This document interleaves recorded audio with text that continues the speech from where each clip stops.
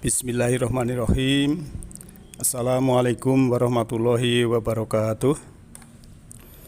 Alhamdulillah arsala rasulahu bil huda wa dinil haq liyudhhirahu ala dini kullihi walau karihal musyrikun.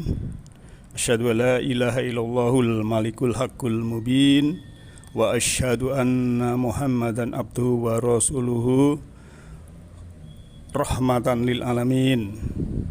Allahumma sholli ala Muhammadin wa ala alihi wa ashabihi ajma'in, amma ba'd.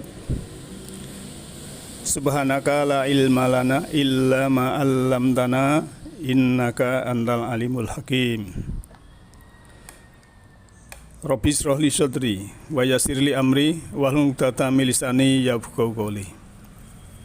Sahabat dan Bapak Ibu kajian Majelis Taklim Nurul Huda yang insyaallah dirahmati oleh Allah Ta'ala, senantiasalah kita bersyukur kepada Allah Ta'ala di mana pada saat ini kita masih diberikan kesehatan, masih diberikan kenyamanan, kedamaian, keselamatan, ketentraman. Semua itu karena Allah Maha Pengasih lagi Maha Penyayang. Saat ini kita masih melanjutkan taklim kita yang berhubungan dengan Isra Mi'raj. Dan Isra Mi'raj itu kan suatu fenomenal dan kontroversial ya. Kan Isra Mi'raj itu adalah peristiwa yang fenomenal dan kontroversial. Disebut fenomenal karena peristiwa ini tidak pernah terjadi sebelumnya. Tapi ada yang berpendapat kalau Ibrahim Mi'raj, yaitu monggo saja. Bahkan juga diyakini tidak akan pernah terjadi di masa depan. Sedangkan disebut kontroversial karena peristiwa itu telah menyulut perdebatan yang sangat panjang. Karena itu tidak heran jika peristiwa ini dikenang sepanjang masa dan diperingati sebagai peristiwa besar dalam sejarah agama Islam, baik dalam konteks keimanan maupun ilmu pengetahuan. Dan kejadiannya sendiri memang selalu menarik untuk dikaji dan dicermati.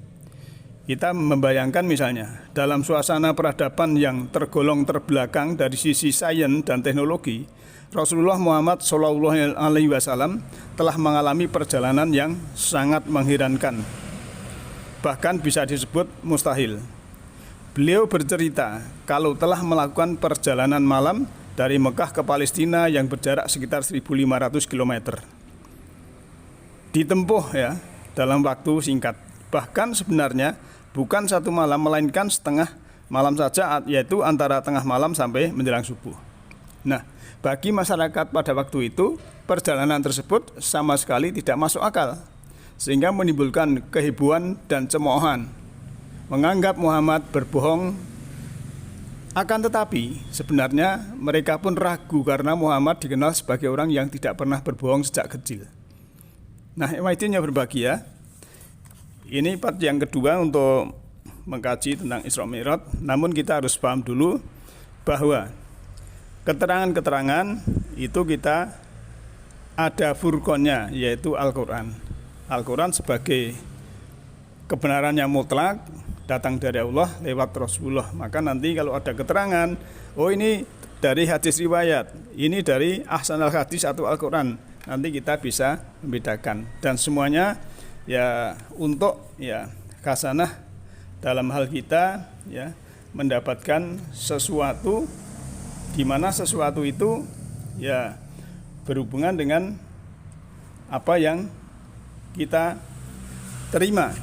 Nah, sekarang kalau kita melihat ya bahwa Rasulullah SAW itu di sana, ini kita cerita dari hadis riwayat dan nanti pendapat-pendapat ya.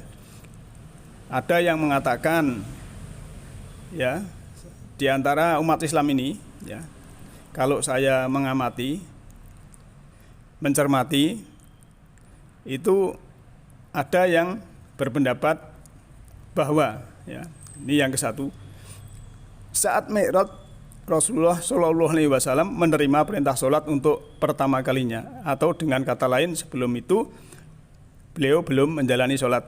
Ini pendapat yang pertama. Pendapat yang kedua, mirip dengan pendapat yang pertama tadi, ada yang berpendapat ya, bahwa dengan Isra Mi'raj itu Allah bertujuan untuk memberikan perintah dan mengajarkan tata cara sholat.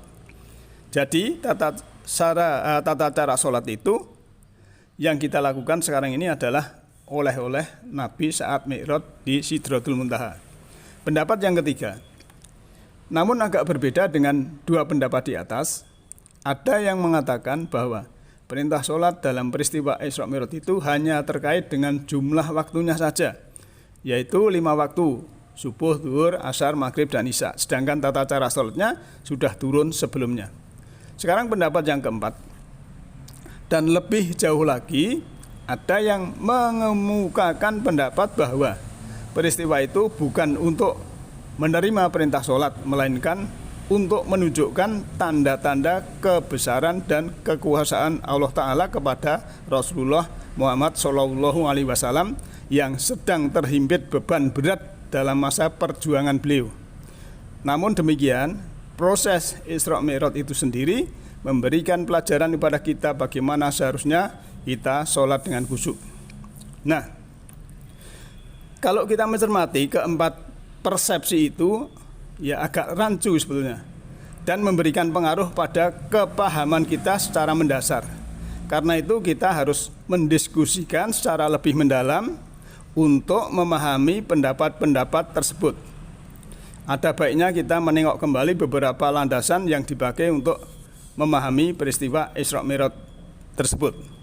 Yang pertama, ya, pendapat pertama tadi adalah hadis yang meriwayatkan Isra Mi'raj. Hadis ini terdapat dalam kumpulan hadis termasuk di Imam Muslim dari Anas bin Malik, ya.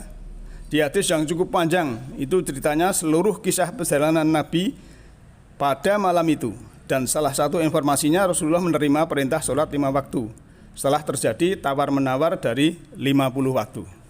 Nah, lepas dari ketidaksetujuan beberapa kalangan terhadap proses tawar-menawar itu, menurut hadis tersebut, akhirnya Rasulullah SAW menerima perintah sholat 5 waktu. Disinilah muncul beberapa persepsi yang agak rancu. Lantas, kerancuan di mana? Ya, tentang pendapat apakah benar Rasulullah menerima perintah sholat pertama kalinya pada waktu itu. Kenapa muncul pertanyaan demikian? Karena ada beberapa informasi, ya, di dalam hadis maupun Al-Quran yang mengatakan bahwa perintah sholat itu sebenarnya diberikan untuk pertama kalinya bukan kepada beliau. Bahkan pada saat perjalanan Isra Mi'raj itu pun Rasulullah SAW sudah menjalankan sholat di beberapa tempat pemberhentian, termasuk juga sholat di Masjidil Aqsa sebelum berangkat Mi'raj. Ini menurut hadis riwayat. Maka kita memang pantas untuk mempertanyakan manakah informasi yang harus kita ambil sebagai kesimpulan. Rasulullah SAW menerima perintah sholat pada saat Mi'raj di langit ke-7, ataukah sebelum itu beliau sudah menjalankan sholat? Nah, apalagi dalam berbagai ayat Al-Quran Allah berfirman bahwa perintah sholat itu memang sudah diberikan sejak zaman Nabi Ibrahim, sehingga seluruh keturunan anak cucu Nabi Ibrahim juga telah menjalankan sholat, tentu saja termasuk Nabi Muhammad SAW. Mari kita cermati, ya, beberapa ayat Al-Quran, ya, disebutkan bahwa perintah sholat itu sebenarnya sudah diwahyukan sejak lama kepada para nabi dan rasul sebagai ibadah utama untuk berkomunikasi dengan Allah. Jadi bukan hanya pada saat Rasulullah SAW salat itu diperintahkan. Kita melihat dalam surah 21 Al-Anbiya ayat 72-73. Wa wahabna lahu ishaqa wa yaquba nafilah wa kula ja'alna solihin wa ja'alnahum a'immatan yahduna bi amrina wa auhayna ilaihim fi'lal khairati wa iqamas sholata wa ita'az zakati wa kanu lana abidin. Dan kami telah memberikan kepadanya Ibrahim, Ishak, dan Yakub sebagai suatu anugerah, dan masing-masing kami jadikan orang-orang yang soleh. Kami telah menjadikan mereka itu sebagai pemimpin-pemimpin yang memberi petunjuk dengan perintah kami, dan telah kami wahyukan kepada mereka mengerjakan kebajikan, mendirikan sholat, menunaikan zakat, dan hanya kepada kamilah mereka selalu mengabdi. Nah, ayat ini secara tegas menginformasikan kepada kita bahwa Nabi Ibrahim, Ishak, Yakub telah menerima wahyu untuk mengerjakan sholat. Wa iqamas sholati. Selain kepada beliau bertiga, Musa ternyata juga sudah memperoleh perintah sholat. Hal tersebut diceritakan dalam surat 20, surat Toha ayat 13 dan 14. Ya, di sini disebutkan, A'udzubillahi minasyaitonirrajim. Wa ana ahtartuka fastami' lima yuha inani anallahu la ilaha illa ana fa'budni wa aqimis sholata lidzikri. Dan aku telah memilih kamu, pada Musa ini, maka dengarkanlah apa yang akan diwahyukan kepadamu. Sungguhnya aku ini adalah Allah, tidak ada Tuhan yang selain aku.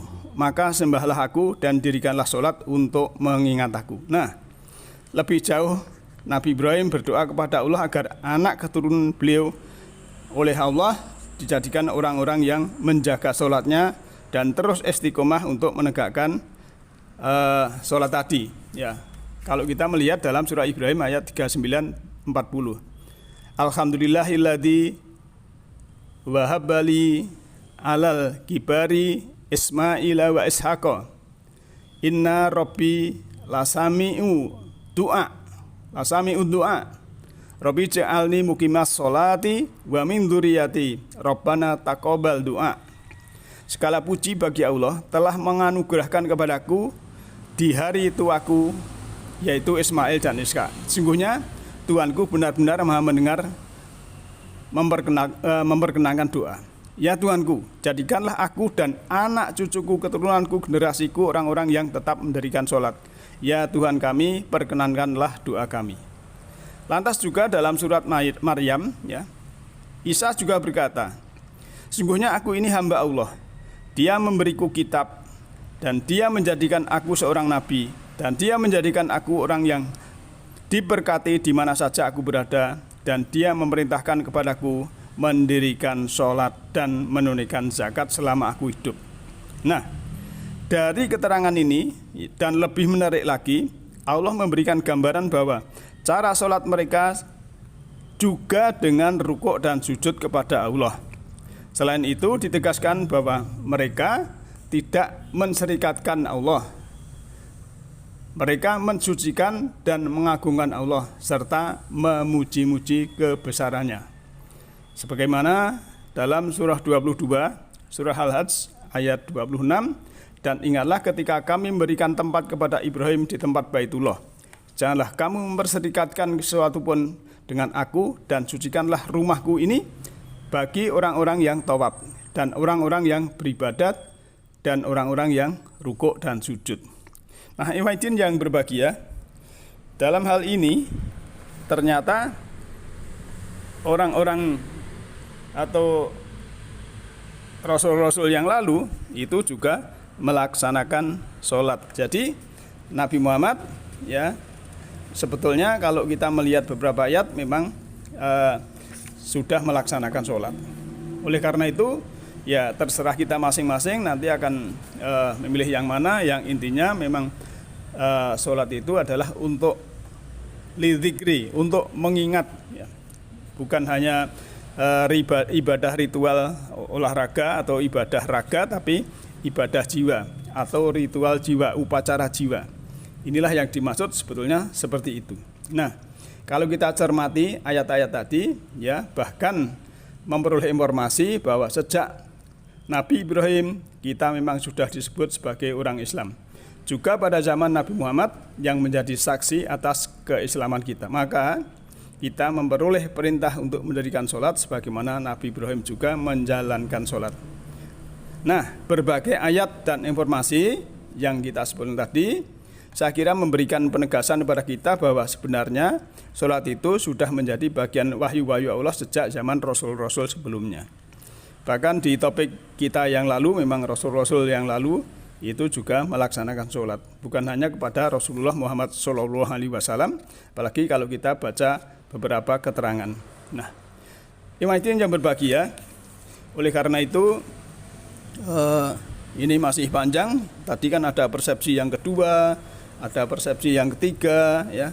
Semua itu sebetulnya ya kita kalau membaca tentang Isra Mi'raj, saya tekankan bahwa Mi'raj itu adalah untuk menaikkan jiwa kita, menaikkan spiritual kita, menaikkan kolbu kita dalam pembukaan mata kolbu, mata hati, mata jiwa, mata batin, dan kita menumbuhkan apa yang ada di dalam ini, menumbuhkan keinsapan, menumbuhkan kesadaran, juga menumbuhkan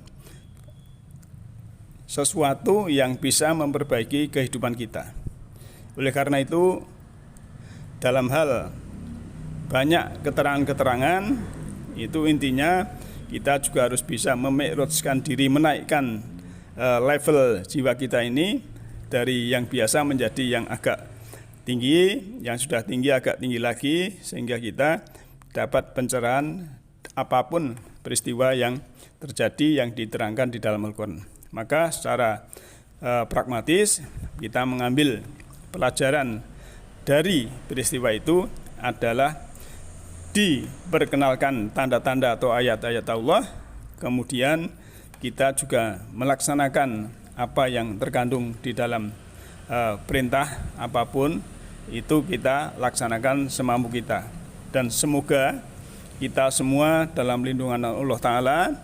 Untuk pembahasan ini insya Allah kita bisa lanjutkan, ya, dan semoga sedikit-sedikit kita mendapat manfaat. Yahdillahu linurihi mayasya, Allah memberikan cahaya berupa semesta ruhani kepada siapa yang dikehendaki. Siapa yang dikehendaki adalah orang-orang yang berkehendak. Demikian, nasrum minallahi wa faqun qarib. Alhamdulillahirabbil alamin. Assalamualaikum warahmatullahi wabarakatuh.